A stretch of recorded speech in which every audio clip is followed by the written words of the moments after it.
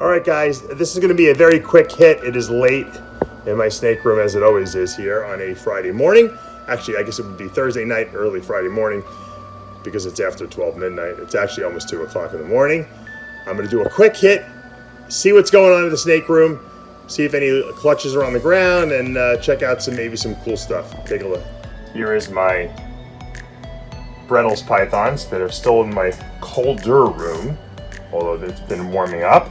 I finally turned the heat spot back on. They're sitting on the heat. They have not been fed in like 4 months. You know, BREDL'S pythons are spring feeders, or spring feeders, BREDL'S pythons are spring breeders. So now's the time we should hopefully start seeing some breeding behavior. They seem to like each other. They're definitely sitting on top of each other. That's a good sign. Now, I wintered them separate. I did not winter them together. I just put them together probably the last month or so, and then I just warmed them up. I started warming them up about a week ago. So this is my stonewash female, which is a recessive mutation. That is my hypo, true hypo BREDL'S male, and hopefully we'll produce some hypo het stonewash females. That's the goal. I might offer them some food this coming week. Oh, there's the female taking her head out. All right, she's a big girl. Male I kept really lean. Hopefully he'll want to do some breeding. The carpet python complex, BREDL'S really have the most red in them. I think that's what's appealing about them. They're kind of unique. They're their own species, but they have a lot of red in them, and so you can get little smidgets of red in some of the other carpets, but BREDL'S are really red, and when they're babies, they're really super red. They get a little brown as they get older. The hypo's obviously much redder. So I love the stonewash pattern in that female. So I'm hoping to get the hypo stonewashes, in 10 years from now. These carpets breed, at an older age. This female is a 16. So that's 4 years old. I'm hoping she's old enough. She might have to go into the year. I don't know. She looks like she's big enough, though. And the male is also a 16, so he should be good to go. I think he's actually a 15, so I think they're old enough. Obviously, then I'm going to have to raise up.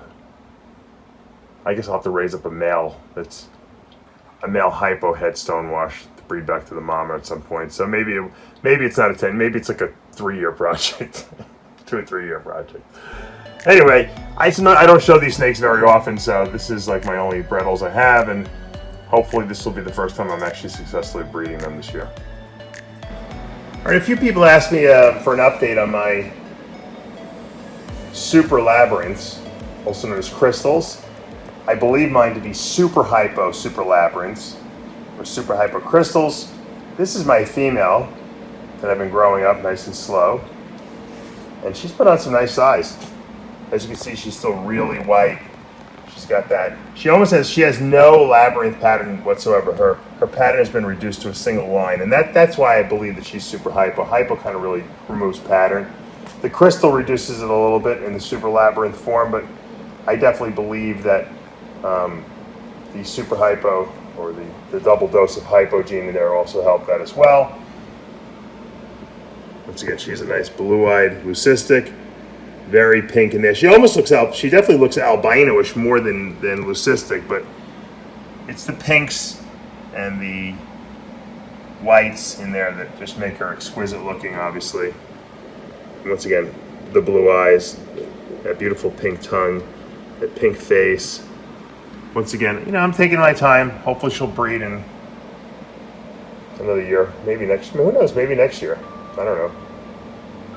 Next year or the year after that. I'm not in a rush. I'm hoping to make a couple more crystals this year. I have a pregnant hypolabyrinth female, the mother actually of this girl. Hopefully she'll produce a nice litter of babies this year. Get some more crystals. That would be really nice. As you can tell, this is probably one of my favorite snakes. I call her my dragon, my blue-eyed dragon. And you could just stare at her all day. She's just got really beautiful features.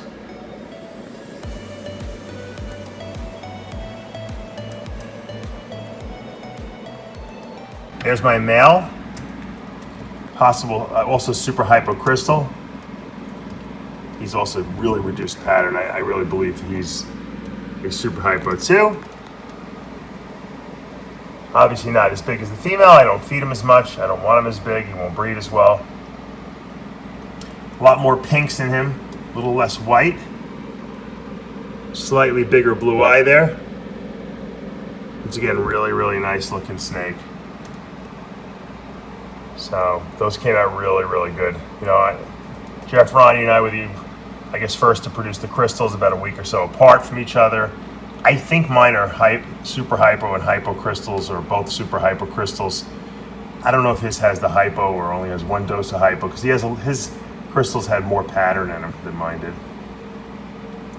But they're gorgeous, obviously.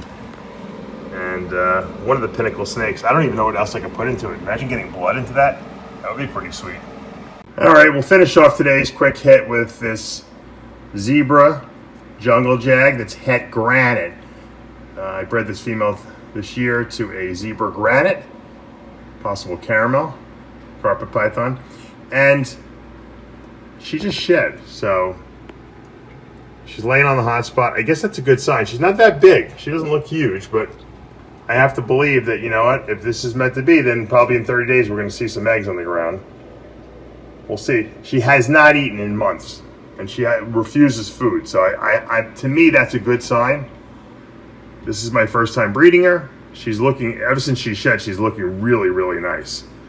I mean, I love jungle jag to begin with, and then throw a zebra in there. I mean, that's a really nice looking yellow snake, but it's the het granite that really appeals to me. Let me see if I can get this in there without her biting my camera.